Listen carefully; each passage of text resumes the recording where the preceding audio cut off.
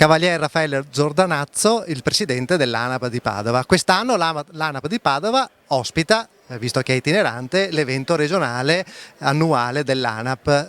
Il tema è quello dei servizi sociosanitari e della guida che state presentando come ANAP regionale.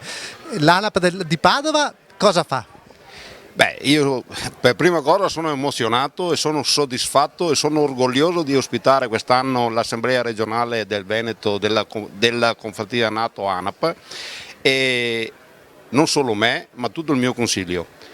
Credo che questa giornata molto intensa di progetto sociale sia proprio all'indirizzo giusto per dare il sociale ai nostri soci, salvaguardare i più deboli e farlo in un modo di gratitudine.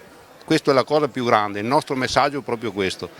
E perché credo che il pensionato, l'ANAP, non è la ruota del carro da scaricare, è la ruota del carro trainante, perché noi abbiamo ancora valori, morale, abbiamo ancora la voglia di associazione.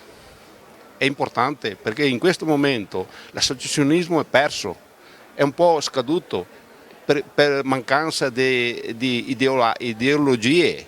Ecco, noi dobbiamo dare questa input di forza interiore che noi l'abbiamo come pensionati e come artigiani, perché noi artigiani siamo la forza interiore del Veneto e quindi l'anziano deve dare l'esempio anche ai bambini, iniziare a collaborare anziani giovani e soprattutto credo che sarà il nostro compito anche di informatizzare l'anziano, insegnare a usare i nuovi metodi, non farsi vedere emarginato.